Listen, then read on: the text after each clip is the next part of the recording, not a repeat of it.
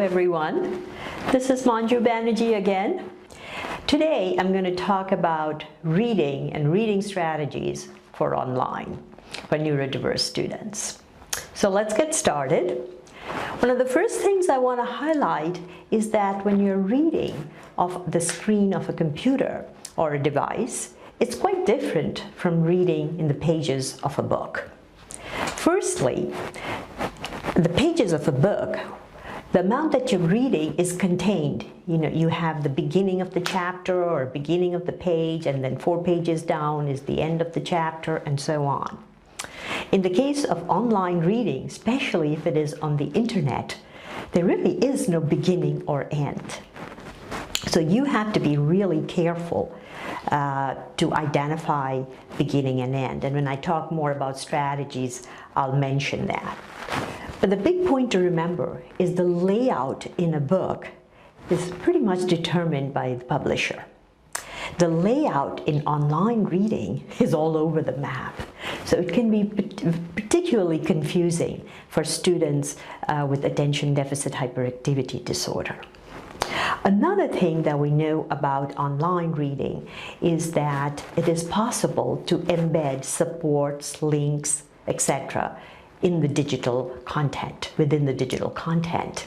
Now this can be a positive or a negative. For some students, too much of support and too many links can be distracting. For others, it can be really helpful. I do know of students who've gone from link to link to link and finally realized, oh my goodness, I haven't done any of the reading that I needed to do and gather the content for this essay that I have to write tomorrow. So just be aware of that.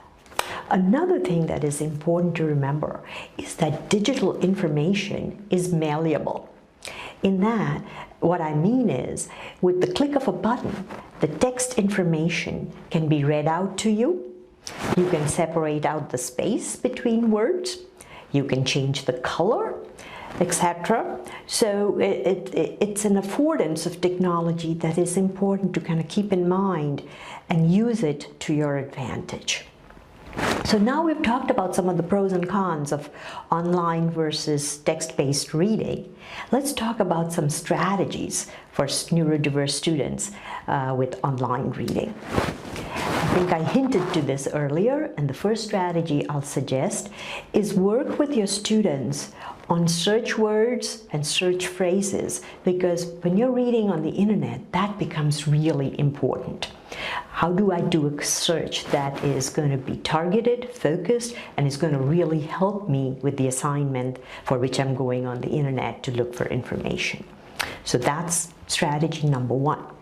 Another strategy is to be familiar with built-in and online tools.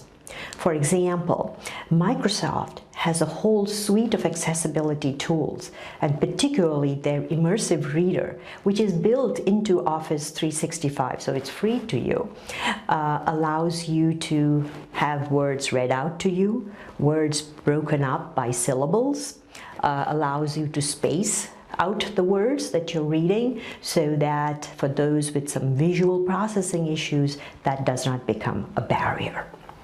So learn about these tools. Another third strategy I'd invite you to think about is how the affordances of technology can be used to create learning efficiencies. I'll give you one example: the cut, copy, paste.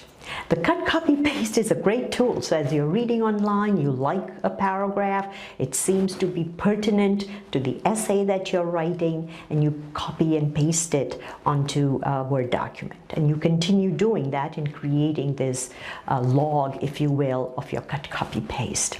It's a great advantage because it helps you then to go to that and summarize the information for your essay. But here's the catch. The cut, copy, paste also sometimes inadvertently leads to plagiarism, in that you have copied the exact sentences from somebody else and somewhere else on the internet onto your essay. So be aware of tools that will help you not inadvertently copy or plagiarize information. One such tool is Grammarly. It does a lot more than just plagiarism check, but it's a great tool to kind of have in mind as you are reading on the online space. And finally, think about just being kind to yourself about screen fatigue. We often get more fatigued when we are reading off the screen and digital reading versus reading the pages of a textbook.